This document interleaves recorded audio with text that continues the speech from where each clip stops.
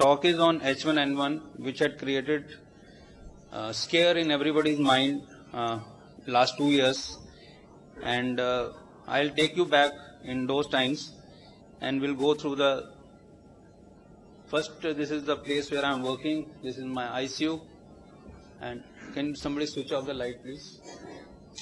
So I'll start with the case which we had managed in 2009, and this was 8-year-old male child who had cough for about 12 days, fever for 10 days, and gradually worsening breathlessness for 4 days.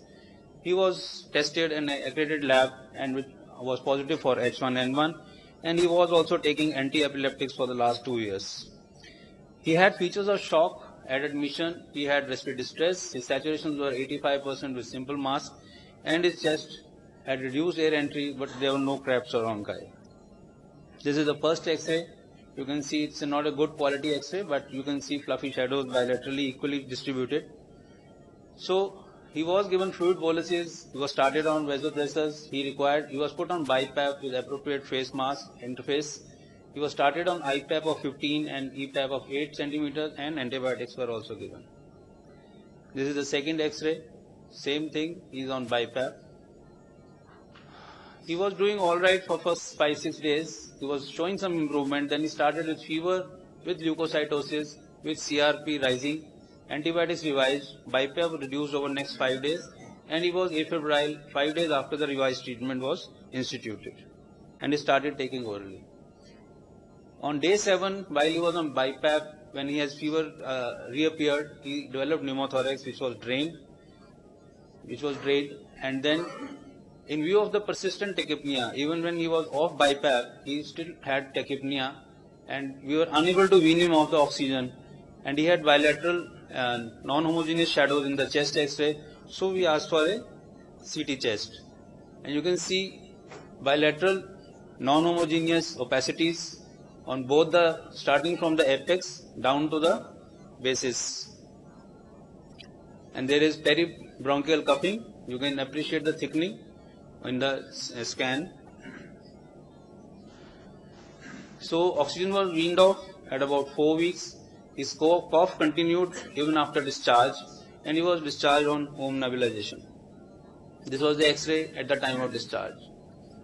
He continued to come for follow-up for about a month or so. His cough and tachypnea did not settle down, though he was doing his normal activity. So we asked for another X-ray, CT scan about in February, and this is again still non-homogeneous shadows with some air trapping in between, and you can appreciate few fibrotic lesions appearing on the scan. Few fibrotic lesions coming, non-homogeneous, some areas of hyperinflation in between.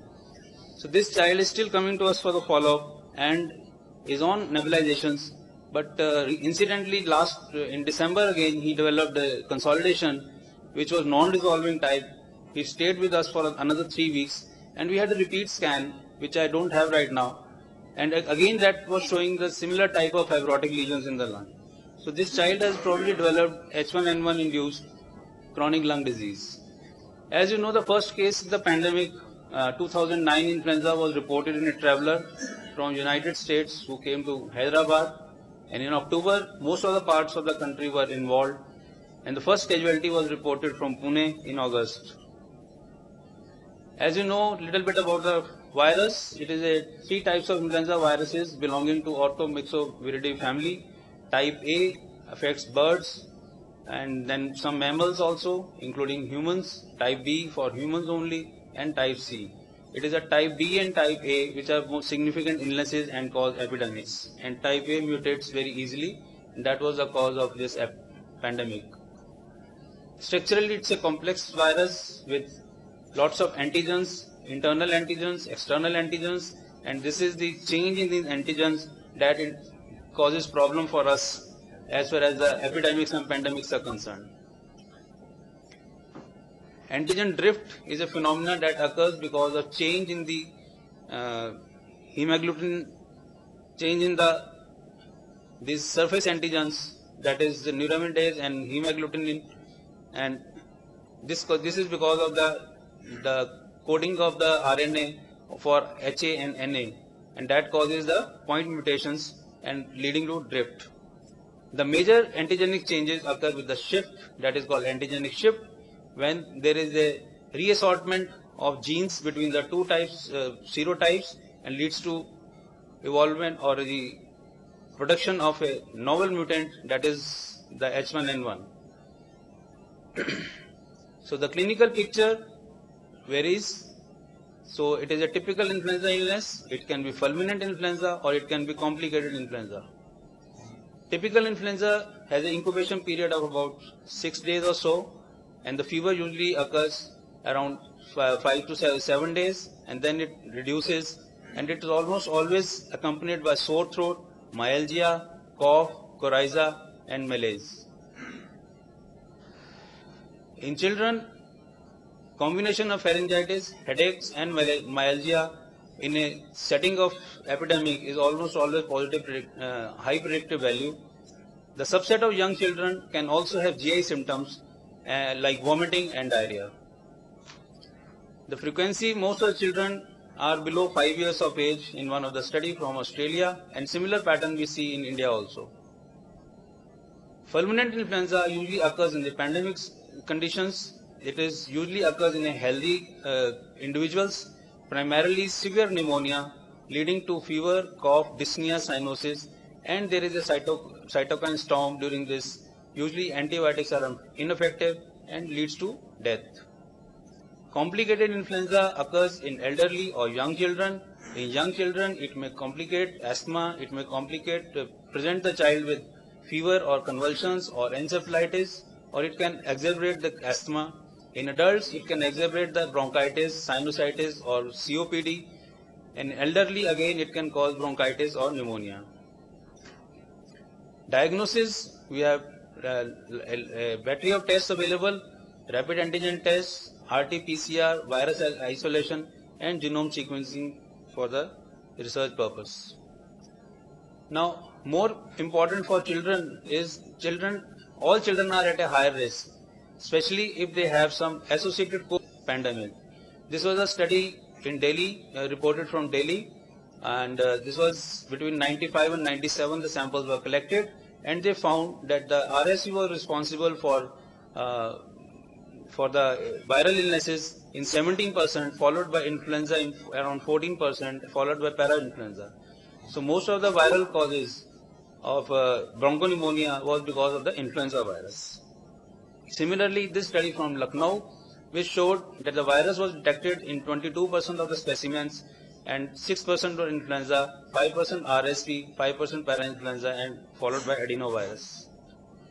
This was again from the rural India. This study was done in the rural conditions, where again RSV, influenza, and parainfluenza were the common causes of acute respiratory infections in children in the rural community. This is another study from Chennai. Again, the incidence was 12.5% of the 240 samples, and they found influenza serotypes like H3N2, Panama in the respiratory secretions. Now, this is the distribution of incidence of influenza H1N1 during 2009. Delhi had the maximum cases in India, followed by Bangalore, Hyderabad, and Pune. Important to see that in Delhi the majority of the cases are imported, right? While in Pune, majority of cases where the first death was reported, they were indigenous. So in the most of the metro cities like Bangalore, Delhi, Hyderabad, or Mumbai, they were all imported cases. So this is the report from published in the newsletter, in the print media on 1st January 2010, where they reported maximum deaths in Maharashtra, followed by Rajasthan and Karnataka, and Delhi though had the maximum number of patients of H1N1 but reported 72 deaths. So this is the pandemic H1N1 2009 influenza experience with the critical care unit in India. This is an adult study reported in ISCCM, Indian Journal of Critical Care Medicine, of 7 patients, and they had a patient, females were 6, non-survivors 2, comorbidity was found in 4 patients, and from the day of symptom to admission, the time was 7 days, median time was 7 days, and date of admission to death, median was 13 days. The 3 of these patients required BiPAP, and 6 were, out of these 3, one died, and the 6 patients required invasive ventilation. Hours of mechanical ventilation, median was 9 days, ranging from 1 to 120 days. Days of ventilation, 12 days. Prone positioning was tried in 3 patients, steroids were given for 4 patients, and vasopressors and mods were present in 5 patients. ICU stay was 16 days median, ranging from 4 to 28 days. This is the adult study. From our hospital, from Gangaram Hospital, this is again adult, from adult ICU, the prospective observational study of patients older than 16 years, time period from September 2009 to September 2010. All patients were confirmed with RT-PCR test, and this is the profile of the patient. There are a total of 42 adult patients, and 46% survived. And the cough, fever, breathlessness was in high proportion, though diarrhea was seen in very low percentage, around 4%, and some patients had headache. And they found that the PF ratio, the PaO to FiO2 ratio, and the Apache score were significantly different in the survivors and the non-survivors. And they found that the pregnant female was at a higher risk of death because of H1 infection as compared to non-pregnant lady.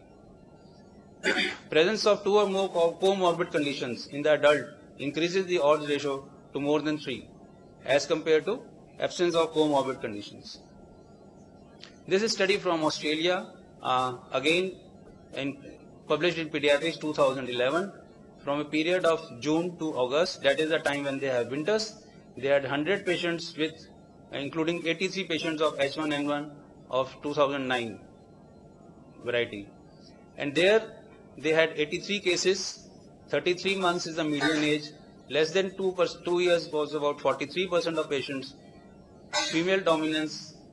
Then the comorbidity was present in 52% of patients, in pediatric patients, respiratory presentation in 77% of patients, neurological presentation in 13% of patients, and 50% of children required mechanical ventilation. And they, interestingly, they compared their data with the adult data. And there are certain important statistically significant findings, like respiratory presentation more common in adults, significantly different, non-respiratory presentation more important in children, then ventilation more required in adults, vasopressors more required in adults, renal replacement therapy required in adults, none in the pediatric patients, ICU stay longer in adults, and survival is better in pediatrics as compared to adults. So this is a very interesting comparison between the course of disease in the adults as well as in the children. So this is pediatric study again, published in Indian Journal of Pediatrics 2010, and here they had 25 cases of category C influenza patient as defined by the WHO, and they had maximum cases during the month of December. Here again the median age is 2.5 years, maximum in less than 5 years age group. 2 patients had comorbid condition, fever was 100%, cough was 100%, decreased oral intake, and interestingly see the diarrhea was and vomiting were present in a good number of patients, 28 and 26% of patients, which was just 4% in adults. 28% had hypoxemia, 16% had required ventilation, and mortality was 12%. And this is here they compared they analyzed their death patients, and they found 2 of them had severe malnutrition. And this aspect is a new thing that has been quoted in this paper. The severe malnutrition is a serious comorbid factor in patients who have H1N1. This is our experience in Gangaram Hospital in pediatric ICU from September 2009 to January 2010. And here we had 10 cases of confirmed H1N1 or influenza A virus infection. 5 patients were resident of Delhi and rest were from the neighboring states. Median age was 60 months, male female equal, and comorbid condition was present in 3 patients. 1 had tuberous sclerosis, 1 patient had seizures, and 1 patient had asthma with seizure disorder. Fever was present in was duration of 6 days median duration, cough 6 days median duration, tachypnea and 2 days median duration, and 7 patients presented with shock. 1 was fluid responsive, 2 patients required 1 vasopressor, 3 patients required 2 vasopressors, and 1 patient required more than 2, in fact 4 vasopressors for the management. 5 patients had leukopenia and 3 patients had leukocytosis. 9 patients required ventilation, 3 as NIV, and 6 required intubation. PF ratio in these intubated patients was less than 100 in 4 patients, 101 to 200 in 1 patient, and more than 200 in 1 patient. PEEP requirement was high, more than 12 centimeter PEEP was required in 3 patients, and PEEP between 8 and 12 was required in 2 patients. Length of stay, median stay was 11 days, varying from 4 to 55 days. 3 patients died, and the cause of death was refractory shock in 1 patient and multi-organ dysfunction in 2 patients. So where do we stand now? Now the current WHO position on the phase of the pandemic flu is that we are in the post-pandemic state. This was on the 10th of August 2010, and we still continue to remain in this phase. So this is the statement, the Director General opening statement on the 10th of August, and I quote this: the world is no longer in phase 6 of influenza pandemic alert. This does not mean that the H1N1 virus has gone. We expect H1N1 virus to take on the behavior of a seasonal influenza virus and continue to circulate for some years to come. Localized outbreaks of different magnitude may show significant levels of H1N1 transmission. So, if you see pandemic or epidemic state again, do not panic, just relax and enjoy life. Thank you very much.